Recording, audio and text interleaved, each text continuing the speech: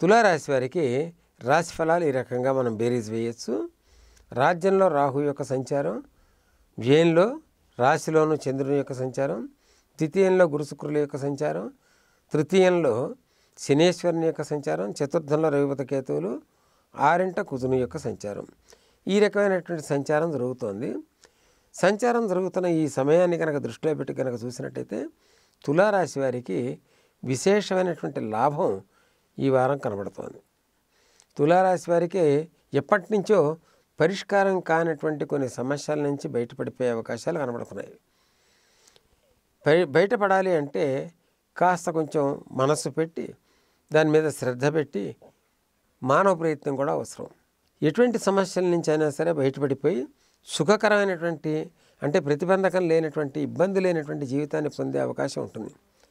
ఈ తులారాశి వారు ఈ పొందేటటువంటి జీవితం రాబోయే సమయంలో కొన్ని సంవత్సరాల వరకు కూడా అది యోగదాయకంగా ఉంటుంది. యోగదాయకంగా ఉండేటువంటి ఈ సమయాన్ని సద్వినియోగం చేసుకోవాలి అంటే తులారాశి వారికి చిన్న సూచన. గురునాం సాంబశివ, శివారాధన కనుక చేయగలిగిన శివుణ్ణి జిల్లేడు పూలతో అర్చించేసిన, లేకపోతే మారేడు దళాలతో విశేషమైనటువంటి అంటే 1,00,000 మారేడు దళాలతో 1,00,000 బిల్వార్చన ఇటువంటివి కాకుండా యథాశక్తి బిల్వాలతో కనుక అర్చన కనుక చేయగలిగితే, శివార్చన కనుక చేయగలిగితే తులారాశి వారికి లాభప్రాప్తి ఏ విధంగా అయినా సరే ఉంది. దాన్ని ఇంకా విశేషమైనటువంటి వృద్ధి చేసుకునేదానికి అనుకూలించేదానికి అవకాశం అంటే కేవలం శివార్చన చేస్తే, బిల్వార్చన చేస్తే. ఎందుకంటే వనస్పతిస్థ వృక్షోద బిల్వ, లక్ష్మీదేవి బిల్వ వృక్షంలో ఉంటుంది. ఆ కారణం చేత బిల్వార్చన కనుక శివునికి కనుక చేయగలిగితే, సాంబ సదాశివునికి, తద్వారా తులారాశి వారు కేవలం ఈ వారమే కాకుండా కొంతకాలం వరకు సుఖకరమైనటువంటి ఆర్థిక పరిస్థితిని పరిపుష్టి చేసుకునేదానికి అవకాశాలు మెండుగా ఉన్నాయి ఈ వారం. దీనికి సంబంధించి 27వ తారీఖు జాన్యువరి భానుసప్తమి, 2వ తారీఖు శని త్రయోదశి, ఈ రెండు కూడా విశేషమైనటువంటి ఫలితాలను ఇవ్వగలిగినటువంటి రోజులు కాబట్టి దృష్టిలో పెట్టుకుని తులారాశి వారి కాస్త ప్రయత్నపూర్వకంగా అంది వచ్చే ఫలాలను అందుకోగలిగితే బాగుంటుంది. వృశ్చిక రాశి వారికి రాశి ఫలాలు ఈ రకంగా ఉన్నాయి.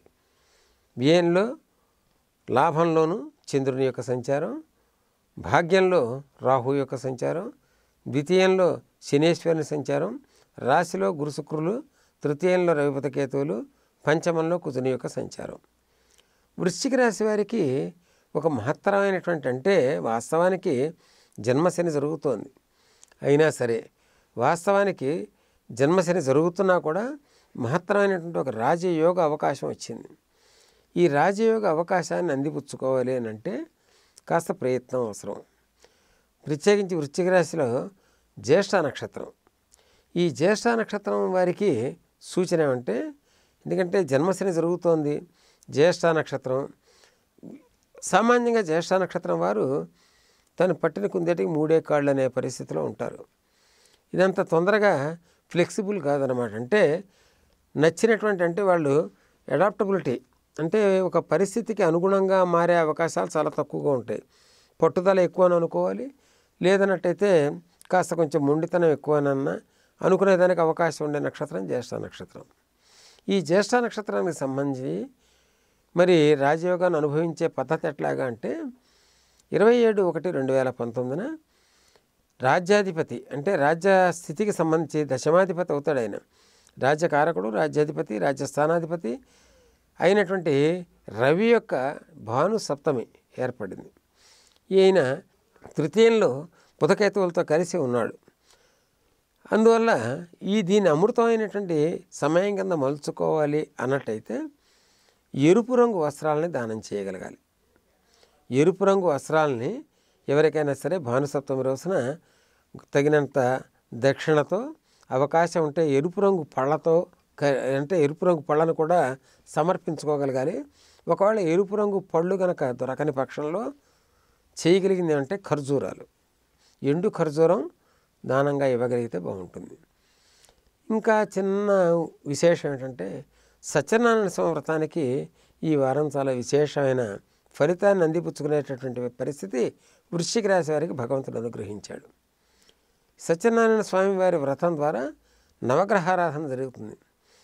అంటే జన్మశనికి సంబంధించినటువంటి ఆరాధన జరుగుతుంది, తృతీయంలో రవికి సంబంధించినటువంటి ఆరాధన జరుగుతుంది, పంచమంలో కుజురుకు సంబంధించినటువంటి ఆరాధన జరుగుతుంది. కాబట్టి వృశ్చిక రాశి వారు సత్యనారాయణ స్వామి వారి వ్రతం కనుక చేసుకోగలిగితే, నవగ్రహారాధన దాంట్లోనే అంతర్లీనంగా ఉంది కాబట్టి అది యోగకారకమై ఉంటుంది వీళ్ళకి.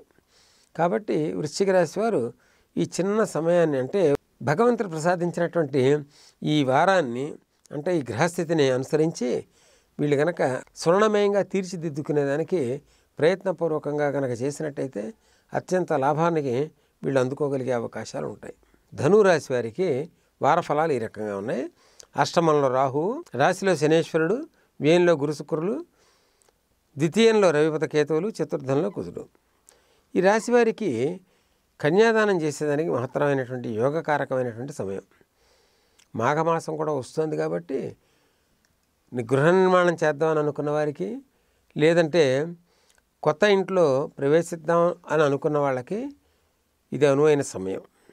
ఈ అనువైన సమయాన్ని ఉపయోగించి అగ్రిమెంట్స్ ఎంటర్ అవ్వటం కానీ, లేకపోతే దానికి సంబంధించినటువంటి భూమికి సంబంధించినటువంటి చదువుని చేసి తయారు చేయటం కానీ, ఇటువంటివన్నీ కూడా చేసుకునేదానికి చాలా యోగ్యమైన సమయం. ఈ కుటుంబంలో ఏదైనా శుభకార్యాలు చేద్దామని అనుకుని సంకల్పించినటువంటి వారికి ఇది చాలా విశేషంగా యోగించే సమయం. జన్మశని జరుగుతోంది, అయినా సరే ఈ పర్యాయం, అంటే ఈ శనేశ్వరుని యొక్క సంచారం జరుగుతున్నటువంటి ఈ సమయంలో ఒక విశేషమైనటువంటి లాభాన్ని భగవంతుడు అనుగ్రహించాడు ధనురాశి వారికి. కారణం ఏంటంటే వ్యయంలో గురుశుక్రుల యొక్క సంచారం. కాబట్టి శుభకరమైనటువంటి వ్యయాలన్నీ కూడా సూచనలో ఉన్నాయి. అంటే శుభకరమైనటువంటి వ్యయాలు దృగ్గోచరం అవుతున్నాయి. కాబట్టి తత్సంబంధమైనటువంటి ప్రయత్నాలు కనుక చేయగలిగినట్టయితే ఆ ప్రయత్నాలు సఫలీకృతం అయ్యే అవకాశాలు ఎక్కువగా కనబడుతున్నాయి. పిల్లలకి పెళ్లి చేద్దామని అనుకున్న వారికి అనువైన సమయం. మరి రాహువు యొక్క సంచారం జరుగుతోంది అష్టమంలో. ఉదరానికంటే డైజెషన్కి సంబంధించినటువంటిది, లేకపోతే ఇంటెస్టినల్ ప్రాబ్లమ్స్, ఈ చిన్న చిన్నవన్నీ కడుపులో నొప్పి, శూల, ఇటువంటివి కూడా కనబడుతున్నాయి. కాబట్టి వీరికి పరిష్కార మార్గం తెలుసుకోవాలి అంటే ఆయుర్వేద శాస్త్రాన్ని కూడా ఇక్కడ జోడించాల్సినటువంటి పరిస్థితి ఉంటుంది.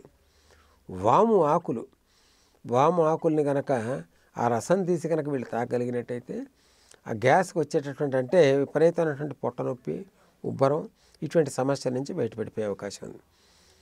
వాము ఆకులు కనుక లభ్యం కాకపోతే దానికి చేయవలసిన ప్రత్యామ్నాయ పద్ధతి ఏంటంటే, వాము తీసుకుని కాస్త జీలకర్ర జోడించి దాన్ని చూర్ణం చేసి నీళ్ళల్లో వేసి మరగ కాచి ఆ కషాయాన్ని కనుక వీళ్ళు స్వీకరించగలిగినట్టయితే అష్టమ రాహువు యొక్క సంచారం ద్వారా వచ్చేటటువంటి సమస్తమైనటువంటి పొట్టకు సంబంధించినటువంటి అన్ని సమస్యల నుంచి కూడా బయటపడిపోతారు. అంతేకాకుండా శరీరంలో ప్రతి అంగం కూడా పరిపుష్టిగా తయారవుతుంది. జన్మశనికి సంబంధించినటువంటి ప్రతి దోషం నుంచి కూడా బయటపడటానికి ఇది దోహదపడుతుంది. కాబట్టి ధనురాశి వారు ఈ సమయాన్ని సద్వినియోగం చేసుకోగలిగినట్టయితే ఈ విధంగా చాలా బాగుంటుంది. ఈ వీడియో గనుక మీకు నచ్చినట్లయితే లైక్ చేయండి, షేర్ చేయండి. మరిన్ని వీడియోస్ కోసం మా ఛానల్ను సబ్స్క్రైబ్ చేయండి.